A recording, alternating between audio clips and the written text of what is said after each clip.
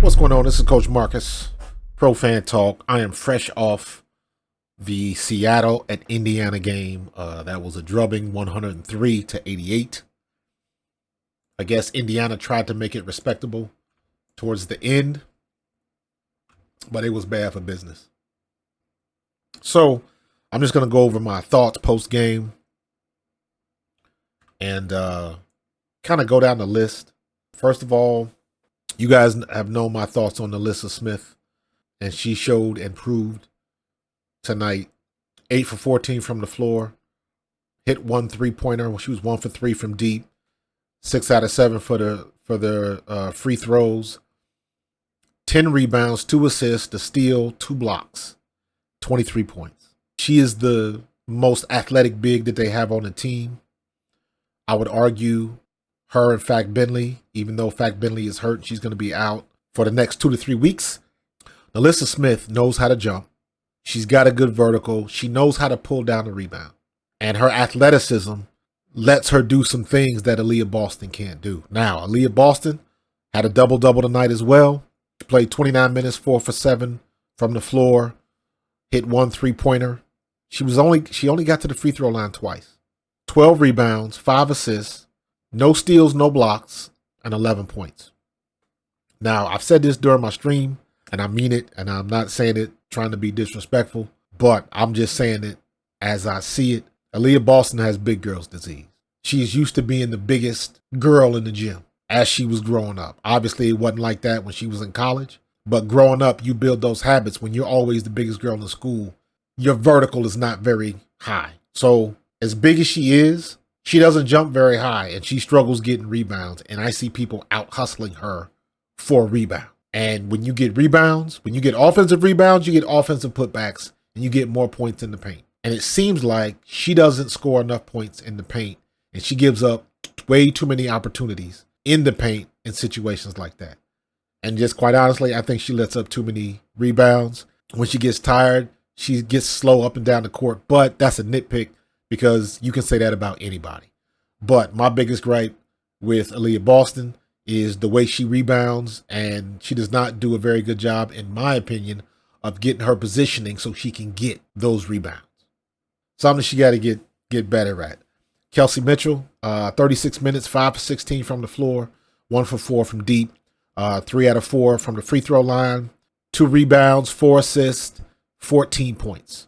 Now, I would argue that Kelsey Mitchell is one of the most explosive and one of the quickest guards in the WNBA. I would challenge you to find somebody that is as quick or quicker than she is. And I'm sure there's some other ones there, Kelsey Plum and maybe Jewel and Enrique.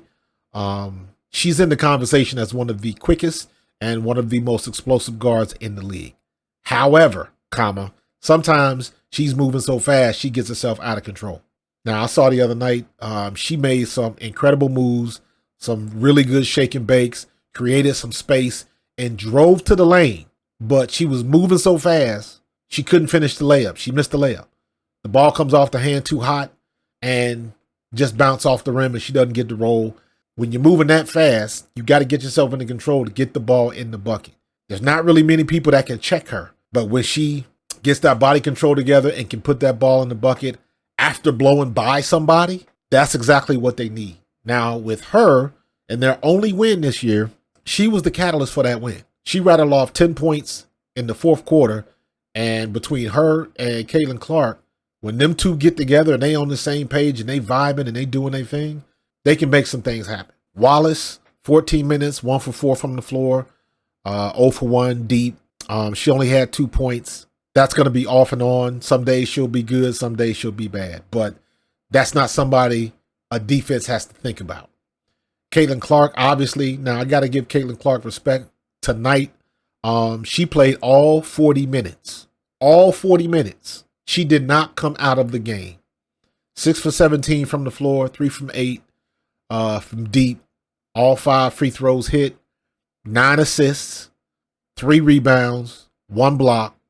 She had 7 turnovers, but 20 points. So a solid game. Got to get those turnovers down. Now, I know some of them are missed passes. However, That missed pass is on her stat sheet. So she got to own it. So I know she's trying to go for the pass, but if whoever you are passing to is not ready for it, it's a pass and it doesn't become an assist. They have to become assists so you can get the points off of it. Passes are almost like shooting. Everything is all good if you make the pass and they convert. But if they don't and they keep turning into turnovers, what good is it? So she got to be a little bit more selective of how she passes the ball. You already know she's a good passer. She can pass her butt off. As she gets to know her team and what they're capable of and their speed and, the way they move and things like that, a lot of the stuff the unseen stuff, when she gets a little bit better at that, those passes are going to start coming. The passes are coming, but just every game, it's like 2 or 3 that get away from her. Now, maybe the person she was passing it to should have caught it, but they didn't. So it goes on her stat sheet. But that's the only nitpick with Caitlin Clark. I think she needs to take more mid-range shots. If the threes aren't coming from the beginning, start out mid-range shot, back your way up. When you make a shot, back it up again. Then you can back your way up to them 3-point shots. When she's coming off the pick and she's moving fast and she gets the shot up in the air, but she's drifting left or right, her shots aren't falling. When she can get a square look, create a little bit of space and can go vertical, or she's got a little bit of step back, a little fade away. But when she's square on, she's hitting those shots. So now she's got to understand that the teams know how to guard her. They're putting doubles on her. She has to work to get through picks to create some space so she can get her shots off. And she's passing up shots to run the offense. I've said that before. When she was at Iowa, when she saw something, she took it. And plus, she had the green light to do it. Not so much here.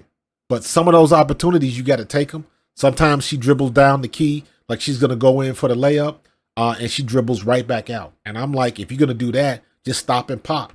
Just stop about 8 to 10 feet away, go vertical, and get you a little jumper in. You got to start getting away to get shots in the bucket early. Samuelson, she had a decent night, 17 minutes, 4 for 6. And they were all 3-pointers. All 3-pointers, 12 points. So that's quality minutes. But again, Samuelson is not somebody the defense is worried about. Get her set up to get her spots and let her drop them shots. You didn't see much from Vaxton. You didn't see much from Lexie Hall. She only got 7 minutes. Grace Berger, we've been talking about seeing her. She played 23 minutes tonight. 6 points, 1 rebound, 1 assist, 1 steal, 2 turnovers. Not much. Celeste Taylor had mop-up duty, only 1 minute. That was a waste of her time. And like I said, Fact Bentley is out and Wheeler was out. So I've seen enough from the Indiana Fever to know that they can win games. But the way they're going about things and the way they are playing right now, they make them very difficult on themselves. They always let their opponent get some type of 8, 10, 12-point run. Then they'll battle back, make it close, and then it'll keep happening. And they all comes down to when they should be making shots, they're not making shots. And I'm not talking about you're always going to miss on jump shots and threes and stuff like that. That's going to happen. Nothing you can do about that. But when you are in the paint, you have to convert in the paint. Got to be better than that. In my opinion, they can win some games, but they really got to clean up some stuff. They really have to clean up some. So we'll see. They come up against Chicago. That's going to be a good game.